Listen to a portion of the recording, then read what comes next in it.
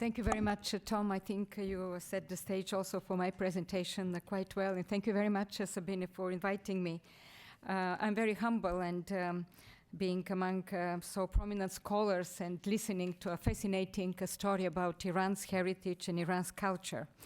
And you may understand that as a former Director General of UNESCO, the United Nations agency that is host to the main conventions, including the 1972 Convention on the Protection of Heritage, all this debate resonates very deeply. It resonates deeply because I do believe that nowadays with the globalization, with the shifts in geopolitics, with the new modern conflicts, culture and heritage comes more and more to the forefront of international politics.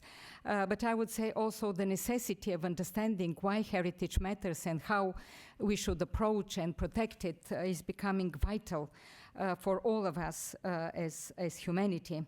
And Sabine started by mentioning the Holocaust, the commemoration of the liberation of Auschwitz. I think this is a very relevant debate nowadays.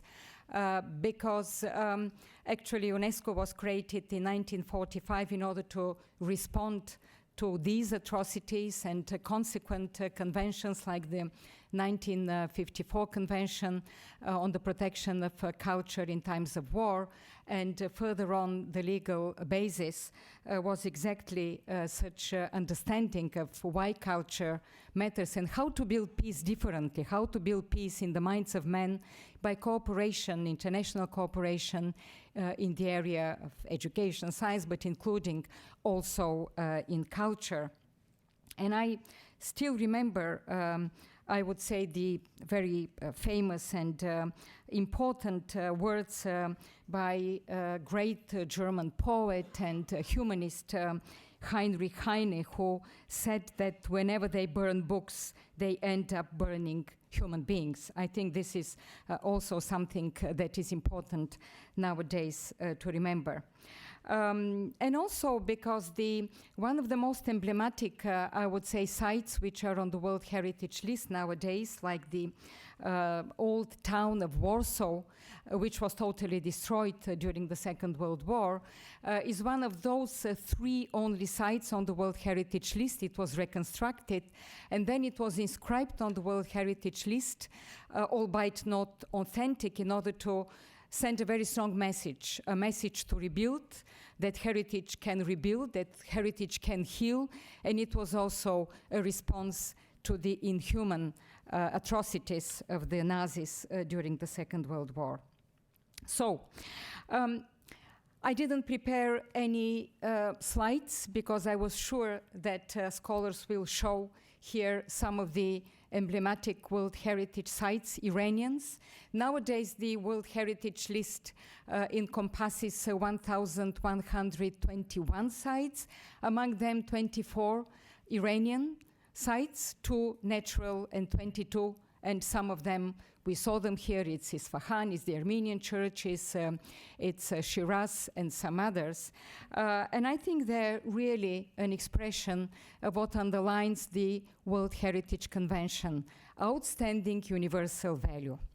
Now, when we speak about the World Heritage Convention adopted in 1972, I still believe that it is one of the most transformative documents that humanity in the recent history has adopted. On one side, it's the most widely ratified convention ever in human history. It has 193 countries that have ratified it, adhered to it. But also because it creates a totally different international space. It is, if a site is inscribed, it represents outstanding universal value. It's a huge unifying force for all of us. And this is why I believe we have to continue protecting, expanding, and understanding why it matters. And because we are here in Princeton, we are in the US, I just want to mention that the United States is one of those countries that not only from the very beginning was extremely supportive of this convention, but it is very much an American idea. It was Russell Train, the creator of the environmentalist, the creator of the World Wildlife Fund, that actually gave this idea. He expanded, he enlarged it, and there was a famous conference, White House conference, in 1965 during the President Nixon period, when the United States launched this idea. Then it was taken over with the famous campaign for the Nubian temples in Egypt, and it brought about the adoption in 1972 of the World Heritage Convention. I mention this to say that the US has always been supportive, enthusiastic, and now the US has exactly the same number of heritage sites like Iran, 24, and still continues to be very, I would say, heavily involved. Smithsonian is one of those partners of the World Heritage Center in UNESCO that is working for the protection and preservation.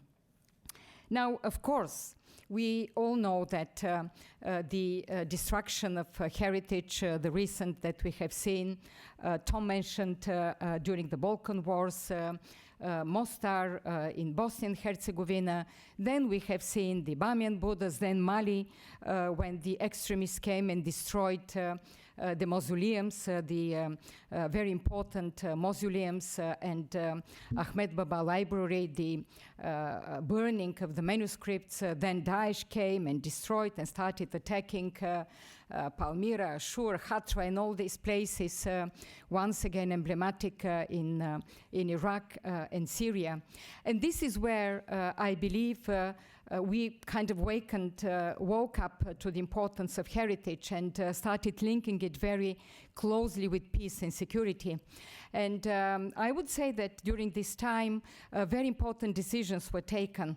There were several resolutions of the Security Council on the illicit trafficking of objects, banning trafficking from Syria and Iraq, with which they were financing terrorism, and the famous resolution in April 2017, which is the only resolution of the Security Council until now that is totally dedicated to the protection of heritage. With all the efforts of experts, of international community, I think nowadays we do understand better why heritage matters and how it is indeed closely linked to identities, to communities, to human lives, something that Tom mentioned. I think it is very important that this intricate link between protection of heritage and protection of human lives and identities is so important nowadays. And I will end my very short presentation also once again with something that I deeply believe in. And I think the story of Iran, Iraq, Syria, the Middle East, and not only, is very relevant to this. It is that culture is not enough to bring peace. But without culture, peace cannot be sustainable, because we know that in many of these circumstances, in many of these events, culture can bring reconciliation, culture can heal, culture can bring a very different respect for identities. Culture is part of the very important for all of humanity intercultural dialogue of living together. Without our commitment to understanding and protecting heritage, I think we cannot resist all these forces of division, of hatred, I would say, xenophobia that unfortunately we see in many parts of the world. So Sabine, thank you once again for organizing this very important debate for which I'm really very proud to be here. Thank you.